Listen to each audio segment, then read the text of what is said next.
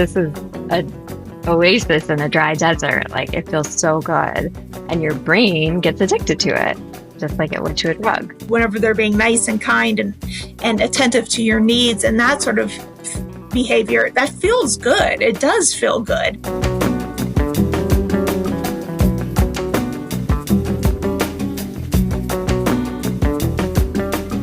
Okay, so I'm Dr. Sarah Shepitz. I'm a psychologist. I have been practicing for about 15 years, and my practice focuses almost exclusively on healing attachment trauma, whether that's in the context of individual therapy or couples therapy. So what is a pathological love relationship? So a pathological love relationship, or a PLR, as we'll call it for short, is essentially what you would have heard talked about as a toxic relationship in kind of layperson terms. But this has come out in research in recent years, actually, because there's so many people speaking out about their experience with narcissists or sociopaths or being in these toxic relationships. And there's a lot of great information coming out, but there's also a lot of misinformation coming out. And so this organization decided, we're going to start to research this and really look at it and say, what are these relationships and how do we help people heal from them? So that's where these factors come from. Okay. And what they came up with is there's 4 identifiers that tell you are in a PLR. The first one is that one of the people in the relationship has to have a cluster B personality disorder. So that would be antisocial personality disorder, borderline personality disorder, histrionic personality disorder, or narcissistic personality disorder. The second qualifier is that the relationship has to have dramatic and erratic tendencies. So toxic, chaotic, that kind of thing. The third qualifier is that the survivor has special super traits that make them more susceptible to being a victim of a PLR. The fourth is that the survivor has trauma symptoms. So if all those things are present, you are what's in, as identified by the research, of pathological love. Okay, that's very helpful. Let's start diving into each of those. So the first one is that at least one person, maybe both, right, have to have a cluster B personality disorder. Now, I'm sure people ask you this all the time, but does it have to be diagnosed? Because a lot of times people with these disorders don't seek help. Yeah. They don't seek help, or they're even very good at, I've heard, and I've kind of seen it, at kind of fooling people. Even trained people don't necessarily see it right away, right? Yeah.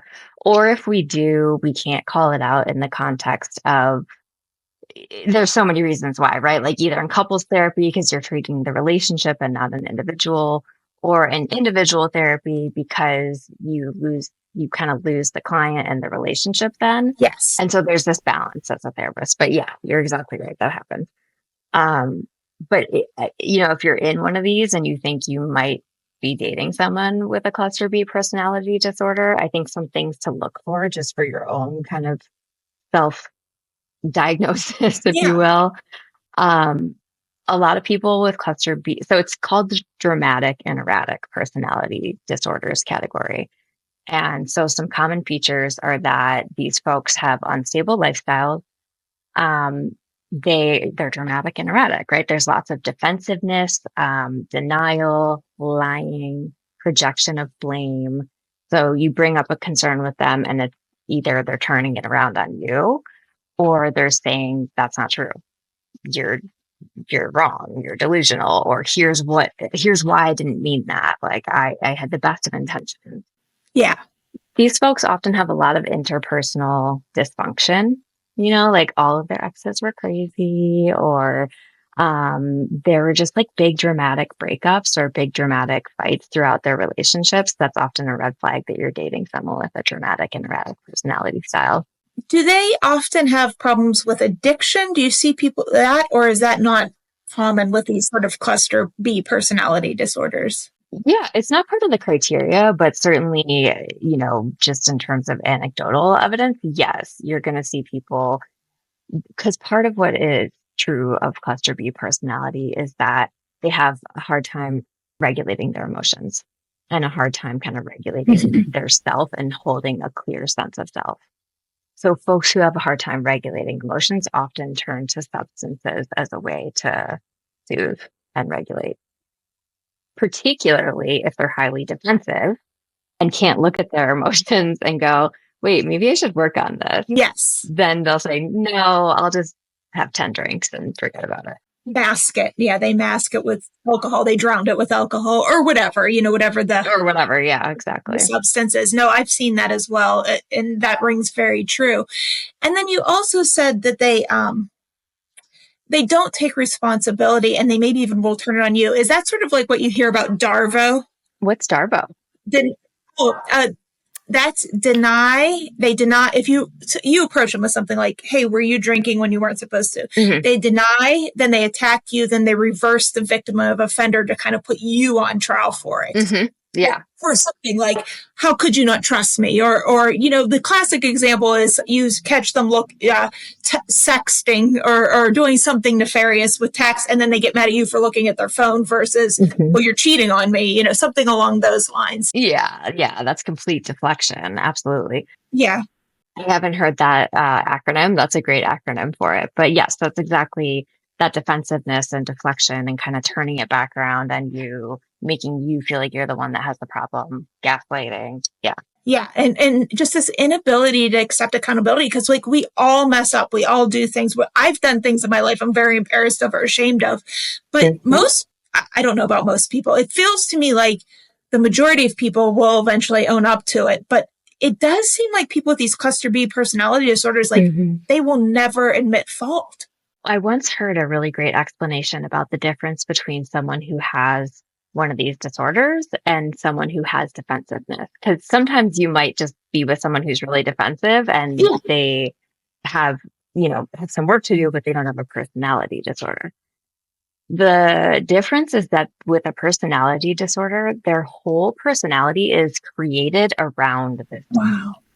Like it's created to defend against being found out that they're wrong, they're not good enough. They actually do feel inadequate deep down, but you would not usually know that. So their whole personality is to protect against people figuring this out.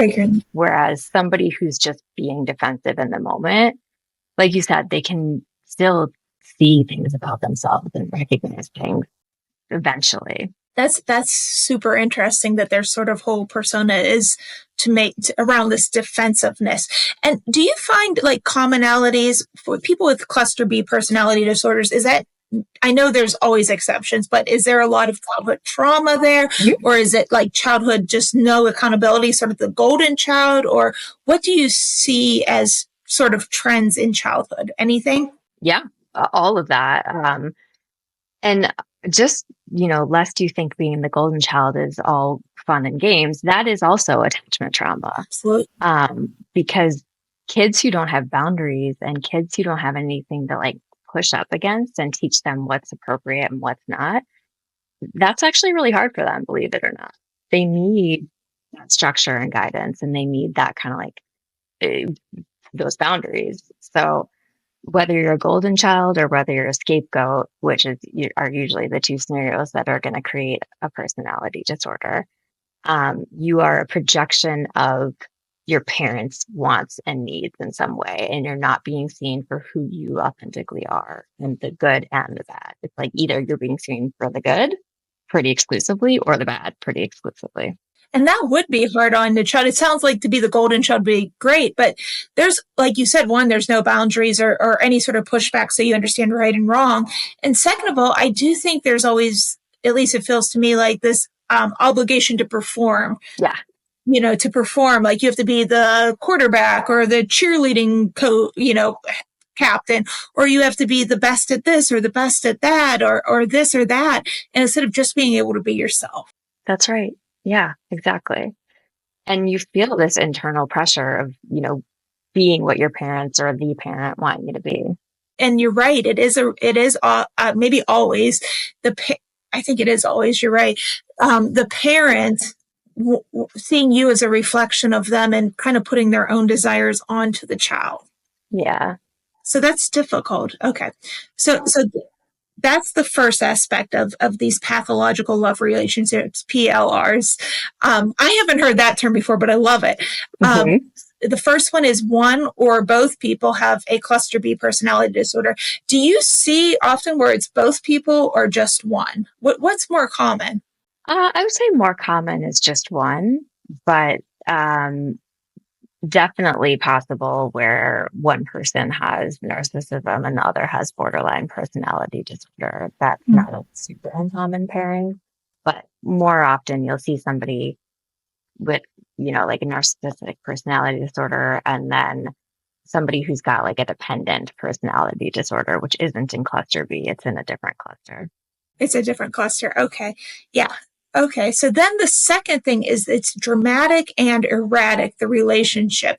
Is this like the on again, off again, ups and downs, that sort of relationship? Because that's exactly what I had in my relationship, where you break up, get back together, break up, get back together, and you're either like madly in love or you're not talking to each other. Yeah, it's the cycle that I'm sure you've discussed with on your blog as well as with other guests, like that love bombing and then the devaluing and then the discarding.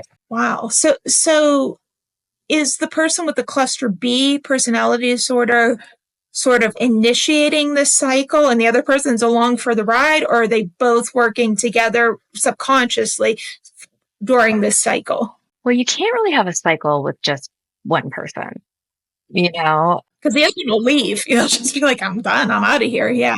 That's right. That's right. Yeah. If you left, there would be no cycle. Could be. So, something keeps happening. Of course, the love bombing is what keeps happening in that honeymoon, that kind of like reeling you back in with, oh, I love you. I'll never do this again. You're my person. How could I ever hurt you? I promise it'll never happen again. All that stuff. Yeah. Understandably, the victim wants to believe them and wants to get back to that feeling of, I'm the most important person in the world here, and my partner really does love and accept me. Like, who doesn't want? Exactly. Yeah. But yeah, their own trauma often keeps them there, despite evidence to the contrary that they're not the most important person or they aren't being treated with respect. But you're right, they love bomb. So like, even whenever, like, at least in my situation, when you're getting ready, it's like, this isn't working. You're at rock bottom, they pull you back in, and they might future fake, like, oh, this time this is going to happen, or we'll do this or this or this. But but it's always just, they give you that hope so that you come back, and they give you that hope so you come back, and they give you that hope so you come back, because it does feel really good whenever they are, for lack of a better term, love bombing you, whenever they're being nice and kind and attentive to your needs and that sort of behavior. That feels good. It does feel good. And it's usually filling a void that the victim has of, not feeling special growing up, or not feeling good enough, or not feeling chosen. Yeah. Maybe they've been abandoned. And so when you get that from a person who has some of the traits that your caretakers did, it's like, ooh, this is a oasis in a dry desert. Like, it feels so good. And your brain gets addicted to it, just like it would to a drug. Yeah. And I've had even people on the podcast that said it's just as strong of an addiction as a heroin or cocaine addiction. And there's even maybe some physical evidence that it actually changes your brain. Have you seen that? Yes, that's what this research is looking into. And it's absolutely true. One of the biggest things that happens to victims of PLRs is that they have this cognitive dissonance. Yeah. And that's the brain change you're talking about. Like, there's the all good side of my partner and the all bad side, and they don't connect. They don't. Yes. The same thing happens in addicts, actually. There's the consequences of my use and the desire to use, and those things don't connect. And that's what keeps the addiction going. You're right. That is, I don't know why I didn't think of it, but that is like the same actual thing behind it all that's going on. And I've written blogs about Jekyll and Hyde, how he was Jekyll and Hyde. I've written about the cognitive dissonance. Like, I have this person and I have this person. I can't make sense of it. Like, what's going on?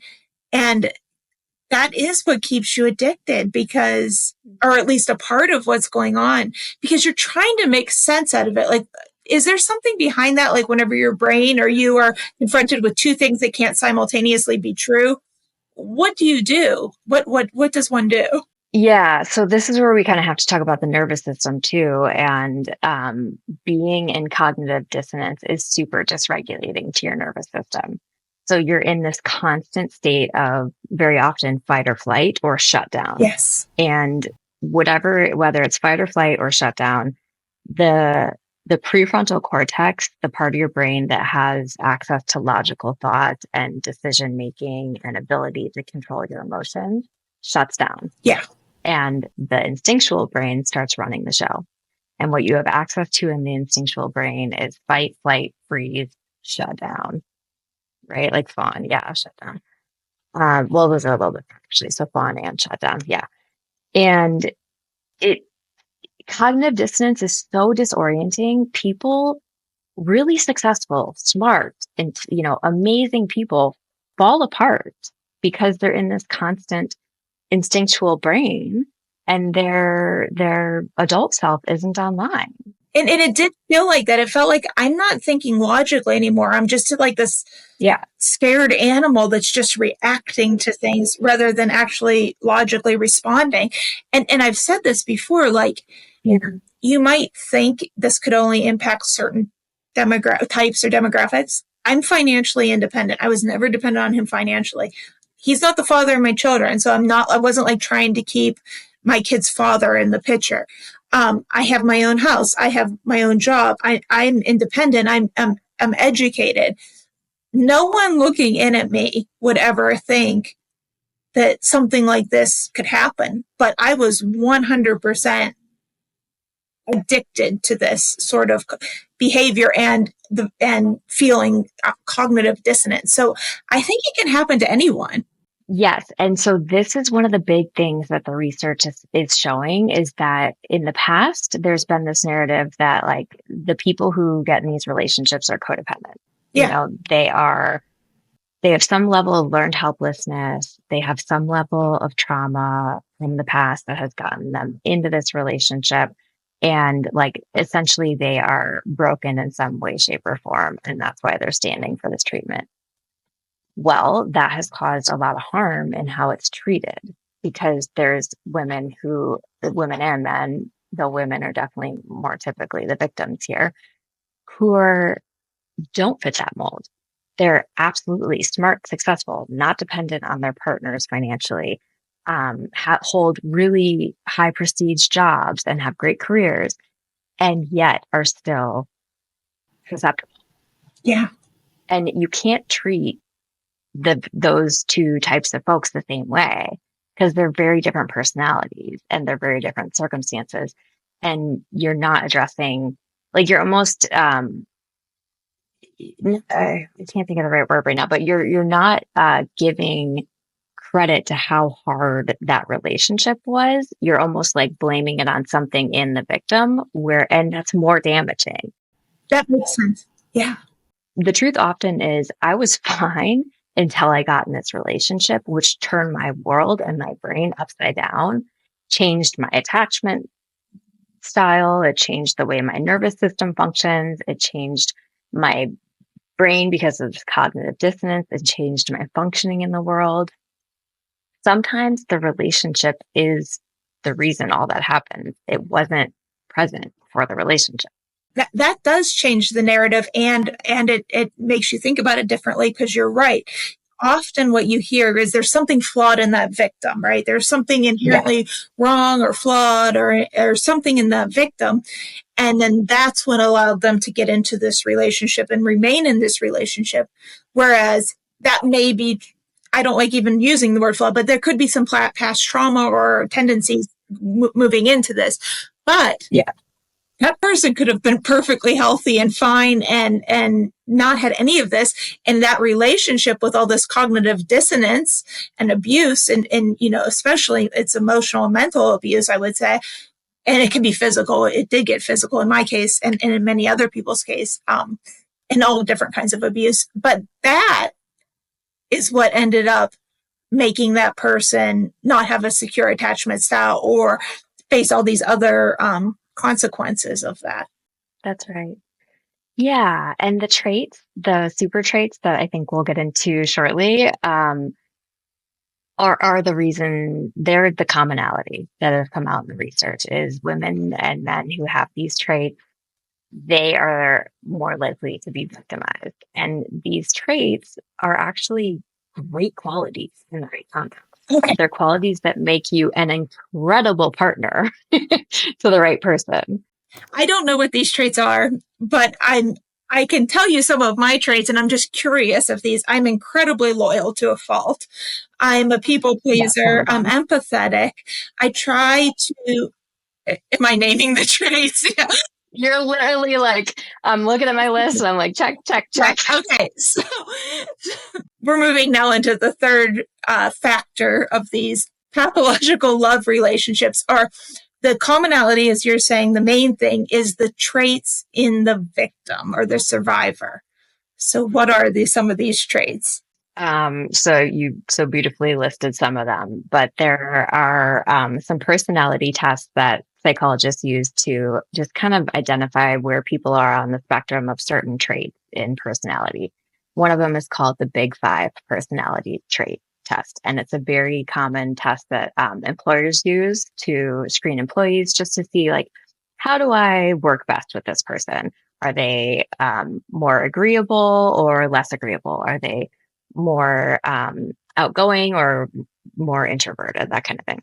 There's a lot of different facets to agreeableness, but overall, what it means is you're really good at adapting to adversity and you can roll with what life has dealt to you quite easily. So some of the facets of agreeableness that you already named is you're really trusting. So overall, you're like optimistic about how life is going to turn out. You're optimistic about human behavior.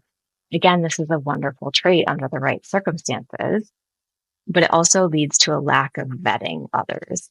Folks who are high in agreeableness tend to be really humble. So they downplay their own accomplishments and they are gentle and well-tempered and they're warm and approachable. Again, awesome qualities, right? Like you would want a partner who has those qualities. And they also make you a little bit easier to target. Exactly. I found that in myself all the time. I put up with an awful lot.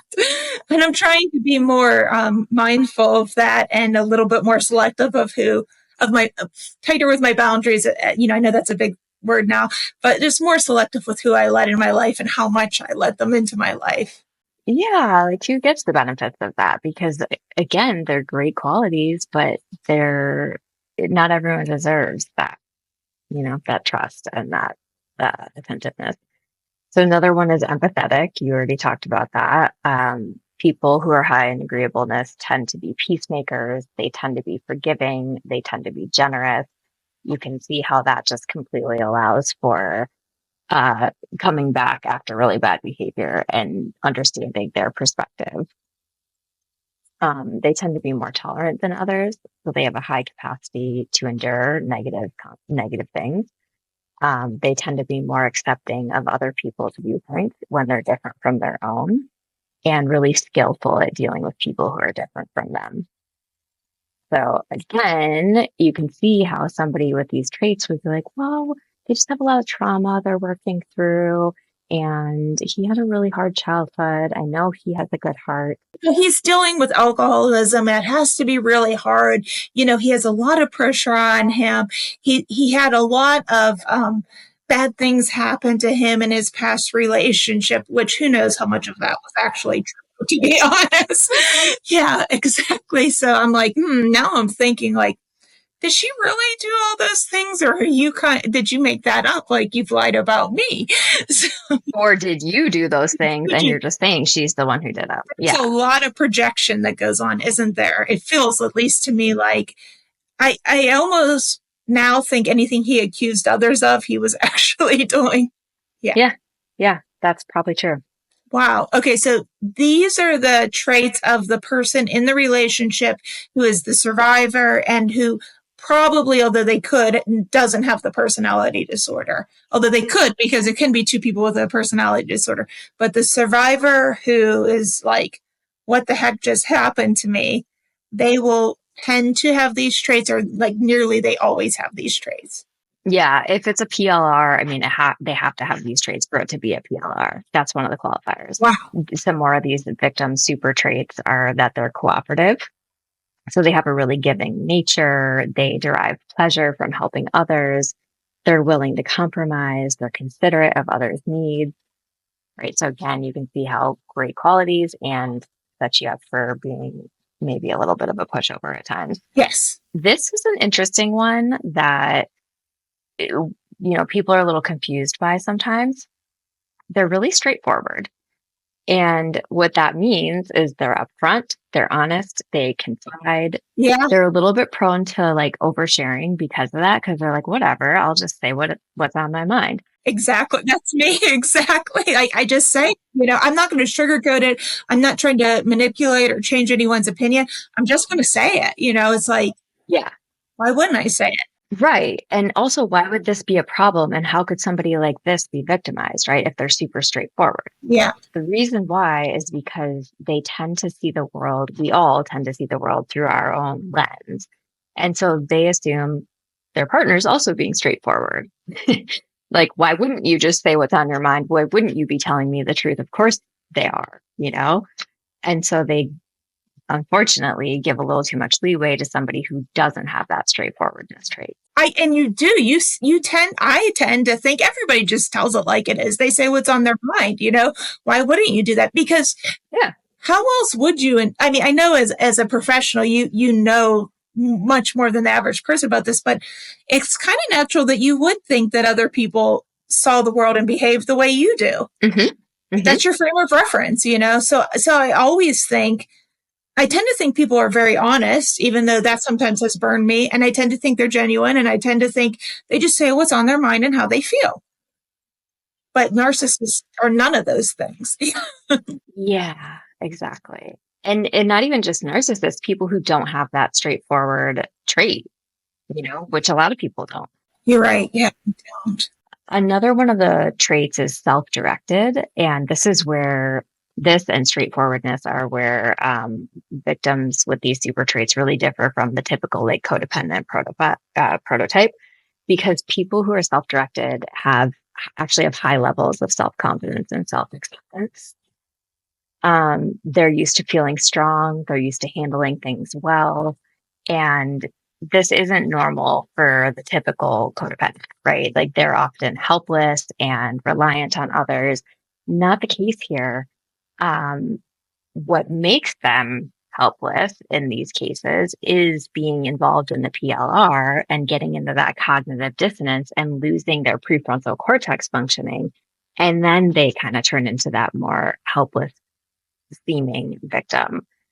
Not because that already existed. I think that you're hitting so many nails on the head. And I think it makes it also very hard for outsiders to even view you as a victim, because they're like, this person is confident. This person is independent. How could they have been a victim of this? Because they are confident. Like, mm-hmm. I think it makes it hard for other people to see you as someone who was extremely abused and manipulated. It also makes it harder for you to see yourself as someone like that, because, you see yourself as this like strong, confident woman. Yes. And that actually even adds to the cognitive dissonance more, because it's like, I'm this strong person. And also these things are happening to me that indicate I'm not a strong person. Cognitive dissonance. What is it?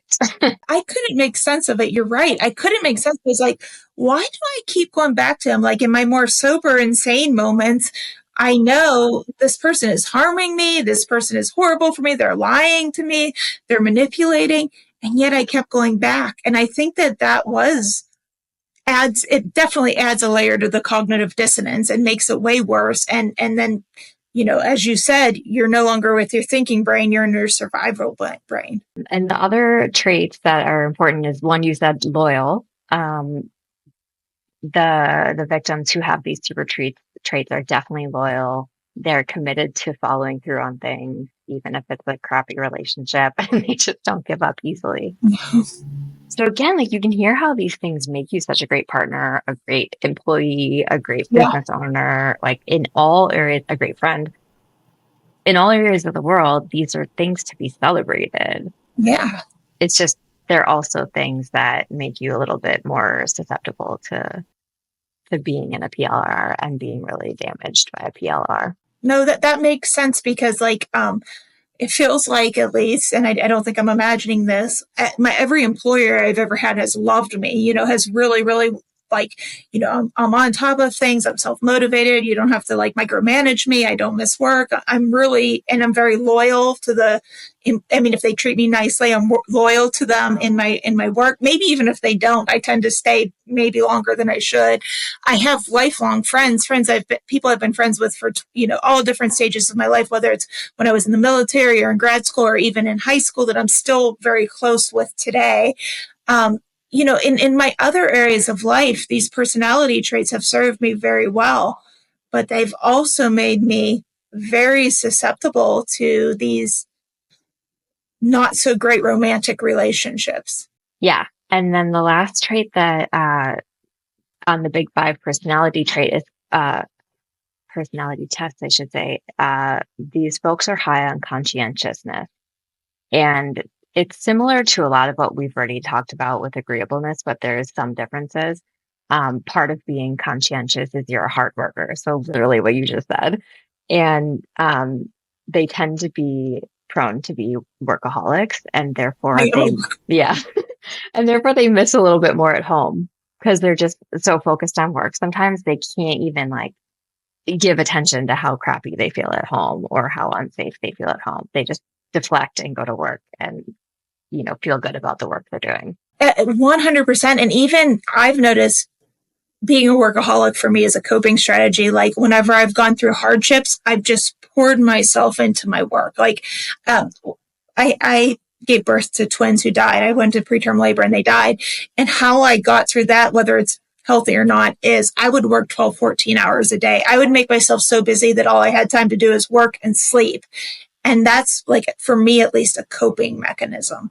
It's a way to feel competent when the world is falling apart around you. And even now, like, there's a lot of political unrest in the world, or it feels like it, at least to me. I notice myself working more because I don't want to like think about that too much. So it's a coping strategy for me in my life.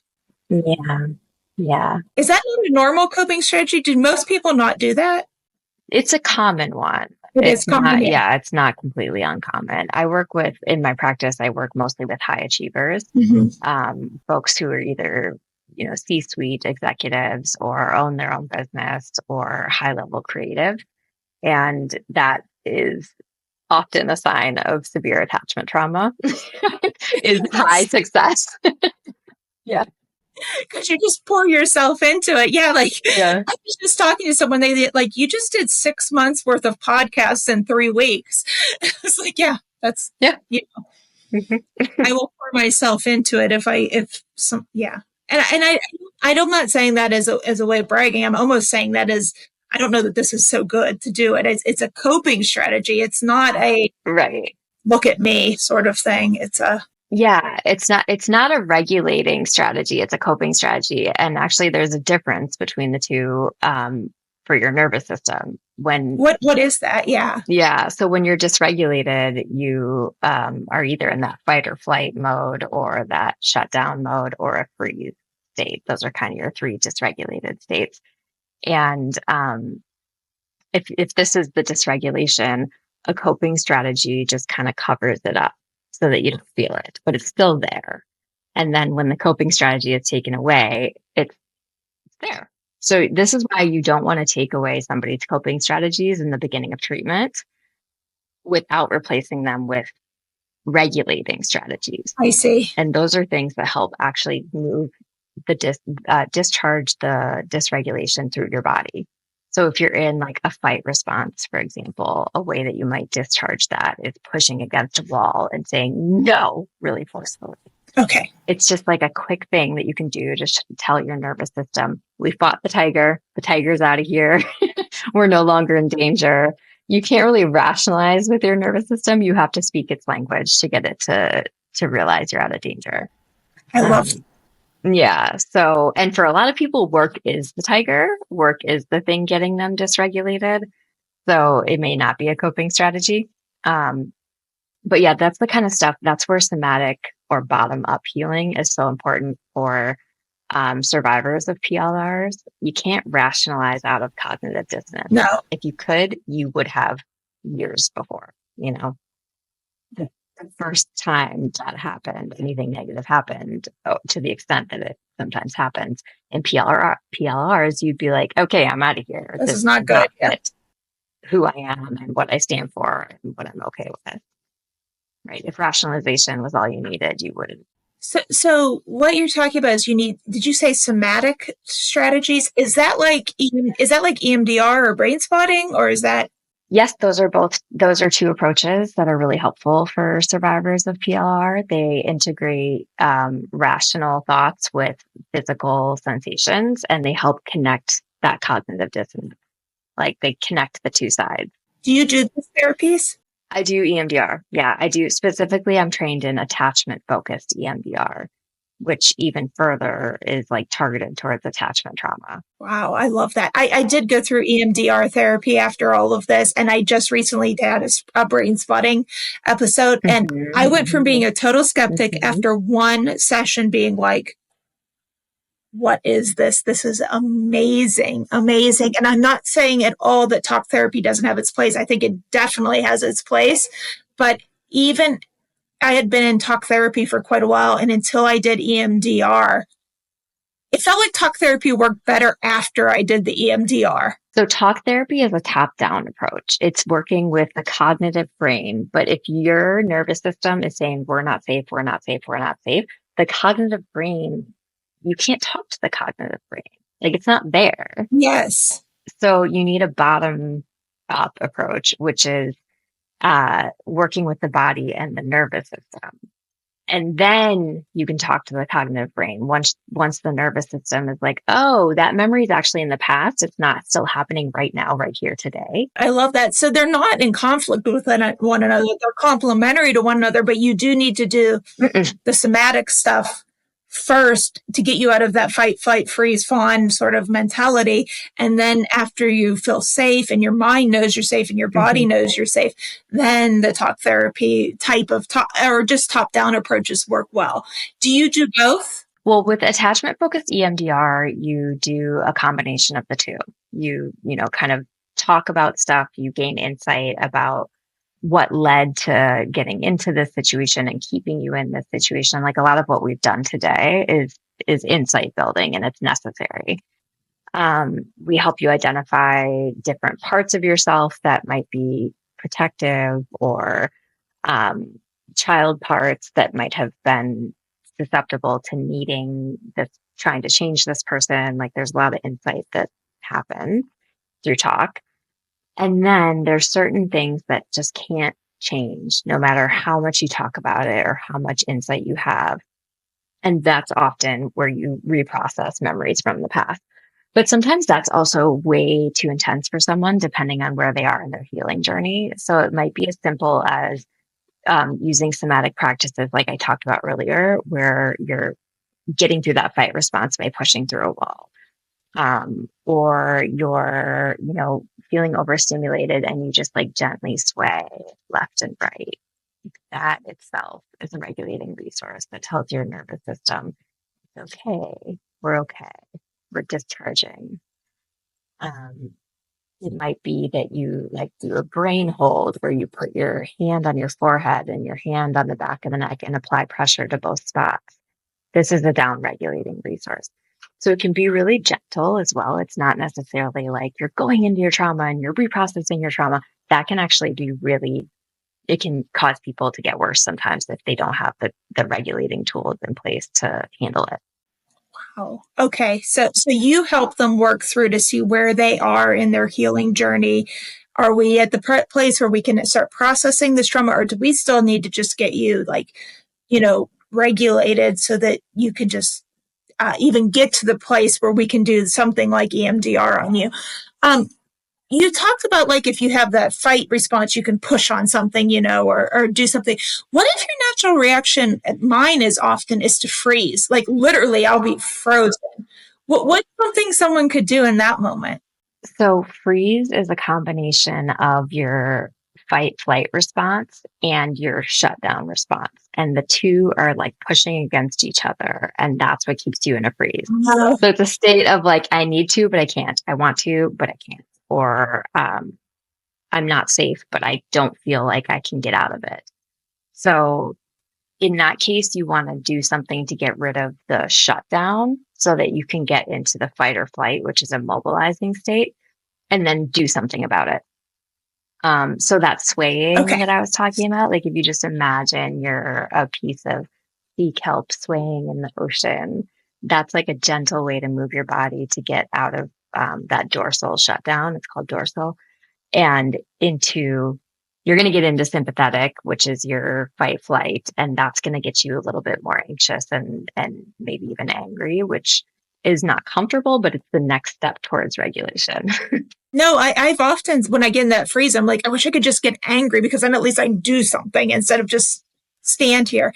And sometimes I will make myself like go for a walk or move a little bit. And it does seem to help kind of get me to the next level. So that's okay. Wow. I'm going to try this. Great. Yep. And that's your nervous system knowing intuitively what it needs and doing it, right? Our bodies, that's the thing, like our bodies know what to do.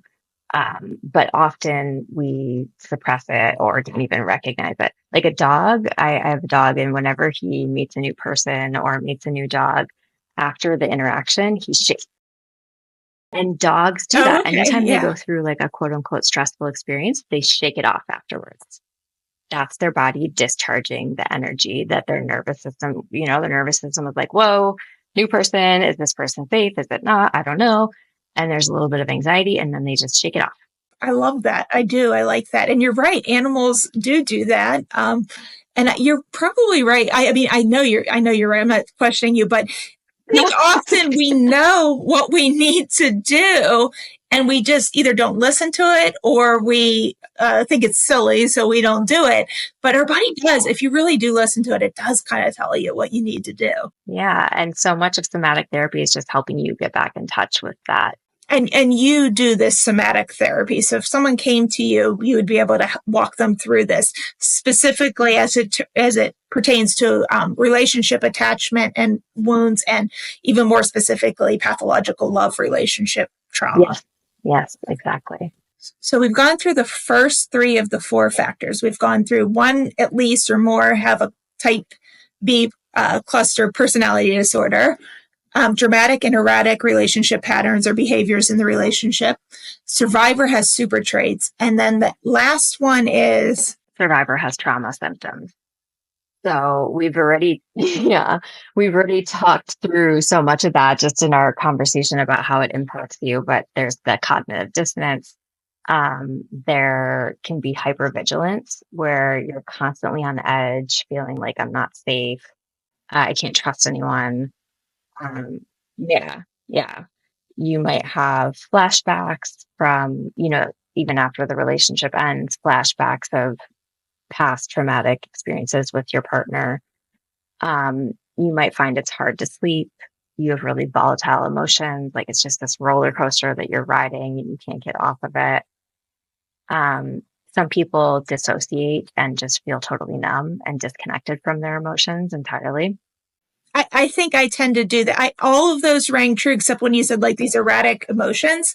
And I think that, at first I did sort of have those erratic emotions, like right in the aftermath, I don't easily cry, but I remember I would cry every day. And I probably hadn't cried in 7 years before that, which isn't good. That's not good either. But, but mostly I think I tend to do the disassociation where I just go numb. Well, okay. So you just, talked about a really interesting phenomenon. Again, your nervous system was doing exactly what it needs to do to keep you safe.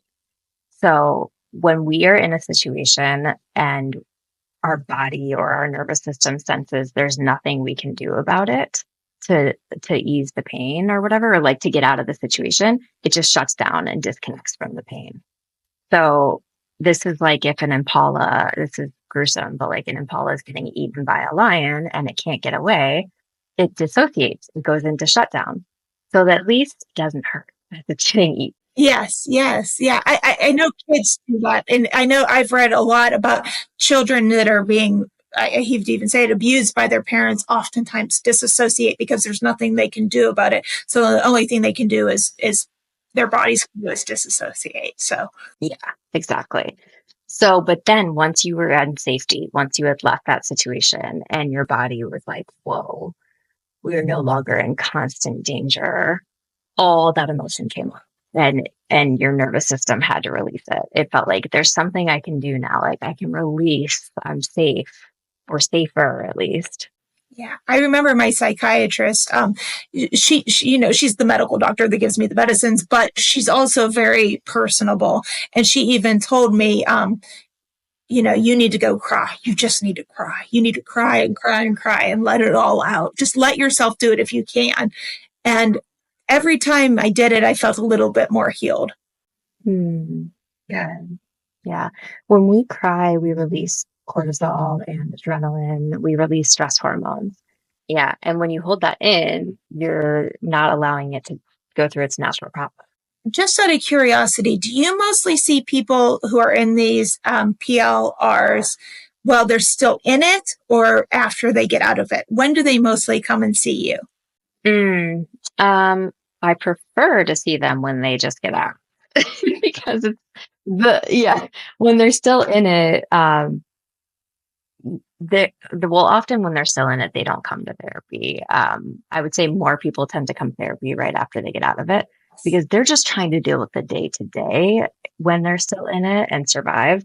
But for the folks who do come, like I definitely have a handful of clients who have come to me while still in it, and we're just trying to work through that cognitive assessment of what is the truth and holding on to the truth, and also helping them find stability and helping them regulate enough to connect to their intuition and their truth and their knowledge about what is. So what's actually going on. Yeah. What's real. Yeah. And until you have stability in your life, like you've gotten out of the relationship or gotten to safety, you can't really start doing a lot of that deeper work because it's too dysregulating and you just got to survive it. It does feel like this person that is supposed to be my number one support and my rock and my confidant and who loves me more than anyone else is hurting me more than anyone else ever has. And I can't make sense of this. So, yeah. So when you're in it, it's really hard. But then most people, you're saying, they get out of it and they're trying to make sense of their experience and heal. So they come and see you. So for people who are listening to this that wanted to come and see you or someone in your practice, where are you located? I'm 100% online and I'm licensed in like 46 states or something like that, quite a few. So pretty much wherever someone is, I can help them. And you're 100% remote. So people could come and see you. Like they don't have to physically be in your office. You're remote. And you can see people pretty much anywhere in the continent. I mean, not even the United States in general. Yeah. You can go to coupleslearn.com and book a free 30-minute consultation with me and we can see if it feels like a good fit. And are you taking new patients? Yeah, I do have a few spots right now. If you go to the website, there's an online courses page and there's a codependency webinar that many people might find helpful, and then a few courses for couples. So I can just go in and be like, this is perfect for me. Like, let me buy this. And so you don't have to do a monthly membership or you just get the course that is right for you. Yeah. And they're affordably priced. The one actually that's pertainable, that pertains to this stuff is getting to secure attachment. And it's all about changing your attachment style from insecure to secure. You don't want to not heal that before you get into the next relationship, right? A lot of people on here maybe are thinking about dating or thinking about getting an online dating profile or maybe even just going out on a date with someone they know. But it does seem useful to maybe take that course to understand where you are and how to get your attachment style more towards secure before you actually get into the next relationship. Yeah. And in that course, we have exercises for individuals and couples. So it's something you can use as you're single. And then as you get into a healthy relationship, do it again with your partner. Well, I've learned so much, and I keep have to look at the acronym about PLRs. That sounds exactly like what I was in. I didn't know that term or before talking to you, but it makes perfect sense. And I think I check all 4 of those boxes. Very solid. Yeah. Yay. So, wow. Thank you. I appreciate it. You're welcome. Well, thank you so much for having me. This has been a great conversation.